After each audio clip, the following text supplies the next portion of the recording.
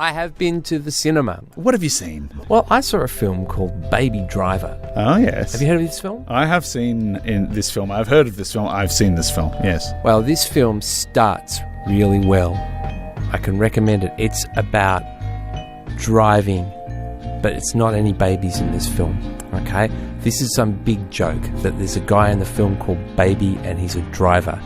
He's a heist merchant. He's a getaway man.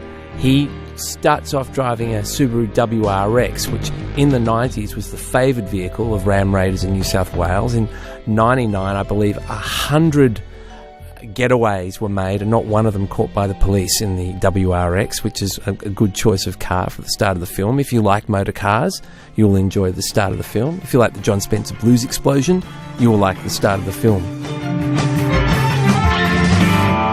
You're going to give me the pitch. Okay. Young, strong, silent type with issues and a problem is caught up in a maelstrom of crime that he can't see his way out. He's a driver and he doesn't want to drive anymore. I think it was over 25 words. Yeah, was it? Sorry, I wasn't even counting my words. And you forgot to mention the iPod.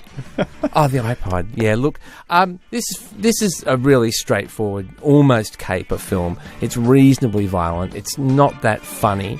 I'm loving the sound of it so far. All the actors in it are great, okay? It's full of great famous actors that everybody knows, except the main cat, Baby, the baby driver, whose name isn't really Baby at all.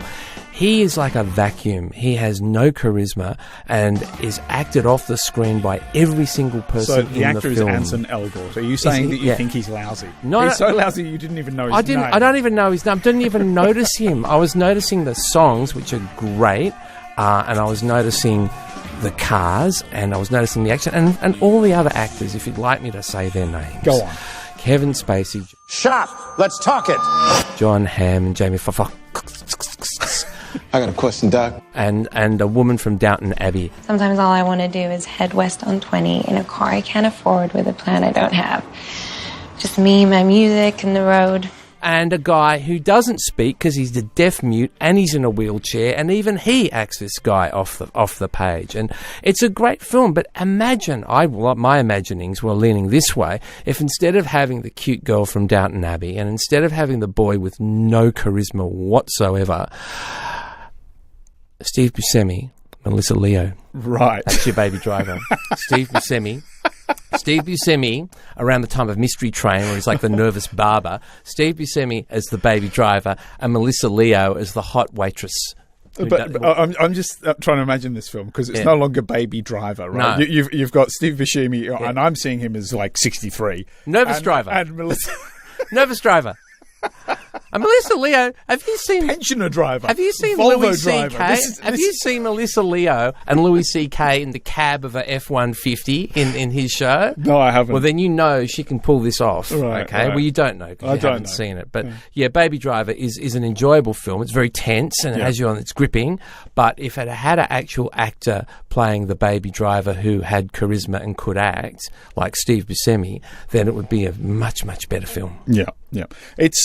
I think the most interesting thing about this film is the way that it is basically cut to music. Right, one of the top credits in the film, I think, is probably like the third name listed in the opening titles, is of the choreographer. Yep. Now that is just unheard of in an action movie. Well, in pretty much any movie, but in an action movie, to see a choreographer listed on the opening credits, it tells you there's something unusual going on. And what that is basically every scene is cut to music. So when there's like an exchange of gunfire, the gunshots are coordinated with drum beats in tracks. I mean, it is. I think in that respect, it's quite remarkable. It is a cleverly put together film. It is really. It's really kind of invigorating in the way that it actually uses music to drive plot. And there are times when there are characters who are mouthing lyrics from songs. That's true. As if those lyrics were exactly what they were thinking or feeling in that moment. There's a terrific scene in a diner with John Hamm doing that. And I just want a big shout out here for John Hamm, who we've known and loved as Don Draper in Mad Men for all those years. And he was always an incredibly contained, tight character. Always so tight. And in this film, he starts off kind of tight and then unspools in the most fantastic way until he ends up being utterly psychotic. And I loved his performance in this film. I didn't love the film. I enjoyed the film. I enjoyed the film. You love John Hamm. He's a good actor. And it will come as no surprise, I should think, to anybody that I love music and was enjoying mentally ticking off every single song in the film.